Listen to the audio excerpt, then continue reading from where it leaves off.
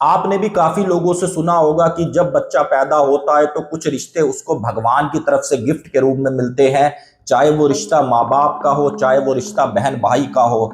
लेकिन कुछ रिश्ते ऐसे होते हैं जो बच्चा खुद बनाता है जैसे जैसे वो बड़ा होता है। वो है दोस्ती का रिश्ता। और दोस्ती का रिश्ता तो इतना पवित्र रिश्ता होता है कि भाई उसमें ये नहीं देखा जाता कि मेरा दोस्त कितना गरीब है या कितना अमीर है। बस उसमें एक ही चीज देखी जाती है कि मेरी दोस्ती और मेरा दोस्त। लेकिन अगर क्या हो दूसरी तरफ से वही दोस्त आपके साथ विश्वासघात करने वाला हो और आपके लिए उसने कहीं ना कुछ पढ़ाई भी शुरू कर दी हो, तो उसके बाद आपका क्या रिएक्शन होगा?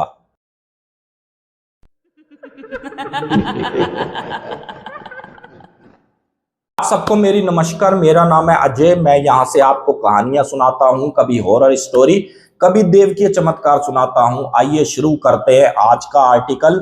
और ये स्टोरी आई है हमारे पास राजस्थान के जयपुर से। जयपुर के एक कॉलेज में पढ़ने वाले चार लड़के, और ये चार लड़के काफी ज्यादा अच्छे दोस्त होते हैं। और इनकी दोस्ती की शुरुआत आप ये लगा लो, जैसे ही इनका एडमिशन होता है, पहला सेशन शुरू होता है और इनकी दोस्ती की शुरुआत हो जाती है। और जैसे ही सेशन दर सेशन बीतता है, इनकी दोस्ती बहुत ज्यादा आगे बढ़ने लग जाती है। और इनके नाम भी मैं आपको बता देता हूं। एक का नाम विक्रम, एक का नाम अतुल, एक का नाम हिमांशु, एक का नाम अभिराज।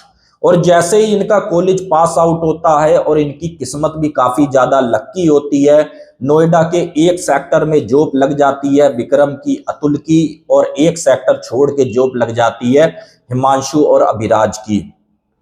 और ये चारों जने ये तय करते हैं कि भाई एक अपार्टमेंट हम किराए पे ले लेते हैं, जिसमें लगभग 3 कमरे रहेंगे और 2 कमरे तो हम इस्तेमाल कर लेंगे। दो दो जने वहां पर रात को सोएंगे। एक कमरा छोड़ देंगे अपने किसी गेस्ट के लिए, तेरे मेरे घर का कोई आएगा तो उसको परेशानी नहीं होगी। तो ये चारों जने एग्री भी हो जाते हैं। लेकिन जो इन चार दोस्तों की भी थोड़ी बहुत बता देता हूं। जो अभिराज होता है थोड़ा सा गरीब घर से होता है, पैसे से थोड़ा हल्का होता है। और जो विक्रम होता है, हिमांशु काफी बार उसकी मदद भी कर चुके थे पैसे को लेकर, और कभी भी ये सोचने पर उसको मजबूर नहीं करते थे कि भाई हमने पैसे को महत्व दिया, दोस्ती को नहीं। उनका ये सोचना था कि भाई दोस्ती पहले, पैसा जाए भाड़ में। इस टाइप क्या इनकी सोच थी। और बढ़िया सा इनकी जॉब चल रही थी। यहाँ पर लगभग महीना 2 महीना बीते तो विक्रम की एक लड़की से दोस्ती हो गई, और दोस्ती भी काफी ज्यादा इनकी प्यार वाली हो निकली। और धीरे धीरे उस लड़की ने इनके अपार्टमेंट में भी आना शुरू कर दिया। अभिराज से भी अच्छे से बात करती थी, अतुल से भी बात करती थी, और विक्रम से भी अच्छी सी बात होती थी। और उस लड़की ने समझ लो अगर सुबह आई है तो लंच कर कर ही जाना। और जैसे ही लगभग 5-7 बार उसके अपार्टमेंट में आ गई, तो एक दिन हिमांशु को पता नहीं क्या हुआ, हिमांशु विक्रम से लड़ने लगा। बोला भाई तूने ये क्या तमाशा बना रखा है, हम यहाँ पर लड़के रहते हैं, अड़ोसी पड़ोसी क्या सोचेंगे हमारे बारे में कि साले ये लड़की को बुलाते हैं, ये क्या क्या करते होंगे लड़की के साथ। और तू भाई ऐसा कर, लड़की यहाँ पर नहीं आएगी। और इनकी आपस में कहा सुनी भी होती है। और विक्रम ये कहता है कि भाई मैं उससे प्यार करता हूं, उससे मैं शादी करूंगा। इनके बीच में अतुल आता है, दोनों को दोनों की जगह समझाता है कि देखो भाई आपस में मत लड़ो। और यहाँ पर विक्रम को भी समझ में आता है कि हिमांशु का कहना कुछ गलत नहीं है। भाई हमको लोगों का भी ध्यान रखना है, क्योंकि हम समाज के बीच में रह रहे हैं। विक्रम यहाँ पर फोन कर कर मना कर देता है कि देखो अपार्टमेंट में मत आना, क्योंकि भाई मैं यहाँ पर अकेला तो रह नहीं रहा हूं, सब लोग किराया दे रहे हैं तो मुझे उनकी भी सुननी पड़ेगी। अब जैसे ही 15 से 20 दिन बीतते हैं, तो अतुल के घर से फोन आता है कि भाई तुम्हारे पिताजी की तबीयत बहुत ज्यादा खराब है, और सीधा जयपुर के इस हॉस्पिटल में आ जाओ, वो एडमिट हैं, और क्या पता वो इस धरती को भी छोड़ सकते हैं। तो अतुल सीधा अपने ऑफिस में बात कर कर निकल जाता है। और ऑफिस वाले भी इतने अच्छे होते हैं कि उसे ये कहते हैं कि बेटा तुम्हें 10 दिन लगे, 15 दिन लगे, जब तुम्हारे पिताजी सही हो जाए तुम आराम से आना, कोई टेंशन की बात नहीं है। तो विक्रम भी पूछता है कि भाई अगर कोई पैसे की जरूरत पड़े तो बता देना, जो हमसे बन पड़ेगा हम तेरी मदद करेंगे। अतुल इनको बाय बाय बोलकर चला जाता है। अब जैसे ही 2-1 दिन बीतते हैं, तो विक्रम अपने कमरे में सोया हुआ होता है। तो विक्रम को क्या महसूस होता है कि जैसे किसी ने उसके साथ हम बिस्तरी करी हो और कोई मेरे साथ लिपट के सोया है। यहाँ पर विक्रम का 1 से 2 बार नाइट फेल हो जाता है। अब जैसे ही सुबह उठता है तो हिमांशु ये कहता है कि भाई ड्यूटी नहीं जाना, क्योंकि जो इस समय का समय चल रहा था हिमांशु और अभिराज की कंपनी में काफी ज्यादा वर्कलोड था और काफी ज्यादा काम था। आप ये लगा लो सुबह 7 से 8 बजे जाना, रात के 11 से 12 बजे आना, और इनका एक ही अपार्टमेंट में रहकर आपस में मिलना भी ज्यादा नहीं हो रहा था। तो हिमांशु इसको ये कहता है कि भाई दवाई ले लेना, ज्यादा चक्कर में मत पड़ना। और विक्रम भी पूरी खुलकर बात नहीं बताता कि मेरे साथ क्या क्या हुआ। जैसे ही दिन हुआ विक्रम अपना ऑफिस गया, वापसी में उसने 2-1 खुराकें दवाई ले ली और अपना आया खाना पीना खाया, यहाँ पर सो गया। और फिर से उसके साथ वही सीन कहीं ना कहीं क्रिएट होता हुआ दिखा, जैसे उसके साथ कोई हम बिस्तरी कर रहा हो, कोई लड़की है, और फिर से उसका 2-1 बार नाइट फेल हुआ। और ये सब करते कराते हफ्ता 10 दिन उसको बीत गए। और यहाँ पर विक्रम के पास जब जब पूनम का फोन आ रहा था, विक्रम पूनम से तो अच्छे से बात कर रहा था, लेकिन जैसे ही पूनम उसको दिखती थी या किसी रेस्टोरेंट में मिलने के लिए बुलाती थी, पूनम से उसको काफी ज्यादा चिढ़ होने लगी। और ये जब पूनम ने चीज सोची कि भाई विक्रम का लग रहा है मेरे से दिल भर गया, तो पूनम ने भी उसके साथ कहीं ना कहीं किनारा करने की सोची और उसने ये सोचा कि भाई विक्रम जाए भाड़ में। और विक्रम पूनम ने धीरे धीरे अब दोस्ती कहीं ना कहीं अभिराज के साथ भी बढ़ाना शुरू कर दी। लेकिन जो तबीयत की बात करें, इसकी दिन ब दिन तबीयत गिरती चली गई। अब जैसे ही 16वें-17वें दिन अतुल आता है अपार्टमेंट में, तो क्या देखता है कि विक्रम की यहाँ पर तबीयत काफी ज्यादा खराब है।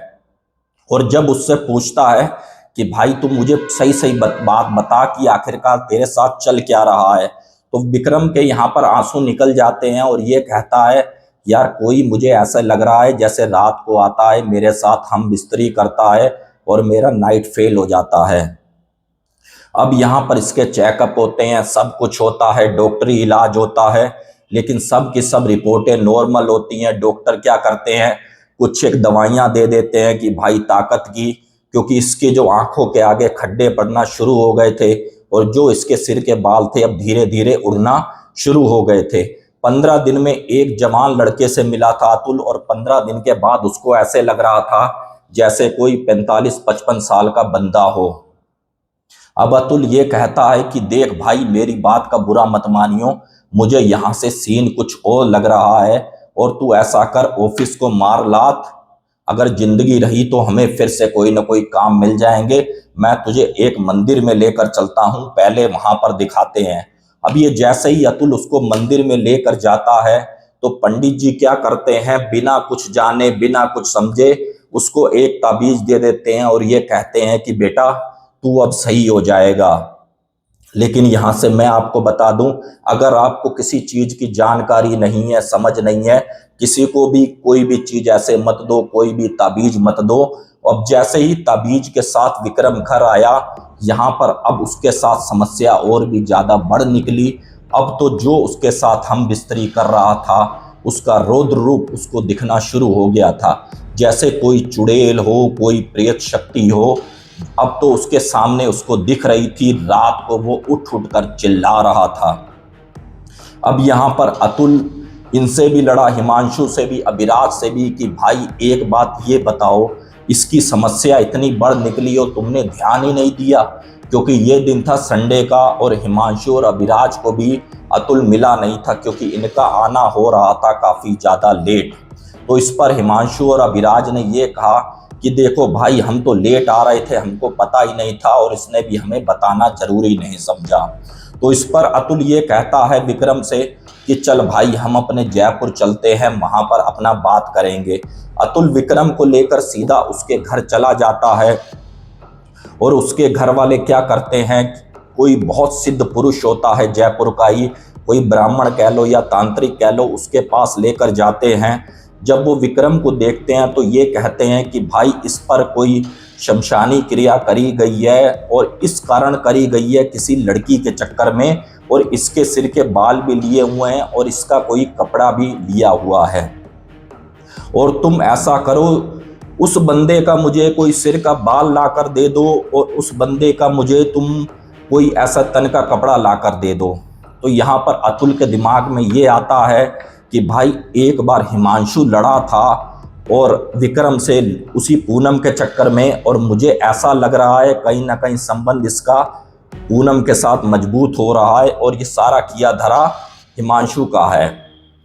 अतुल क्या करता है, सीधा नोएडा आता है फिर से और ये कहता है कि भाई अभिराज कहाँ है। तो इस पर हिमांशु कहता है भाई अभिराज ने तो तुम्हारी बातें ये सब सुनी कि भूतिया वाला असर है, उसने यहाँ से अपार्टमेंट खाली कर दिया, मैं तो काम पर था, उसने छुट्टी ली और वो चुपचाप समझ लो अपना निकल गया।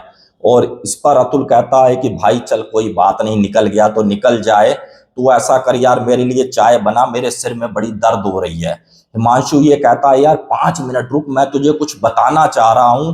तो इस पर अतुल कहता है भाई तुम मुझे बाद में बता लियो, पहले मेरे लिए चाय बना, मुझे सिर में दर्द हो रही है। अब जैसे ही हिमांशु चाय बनाने के लिए जाता है तो क्या होता है, धीरे से अतुल उसका एक रुमाल ले लेता है और जो उसने कंघी करी हुई थी हिमांशु की, कुछ एक दो बाल थे, उसने धीरे से उसके बाल वहां से निकाल लिए, उसी रुमाल के अंदर रख लिए।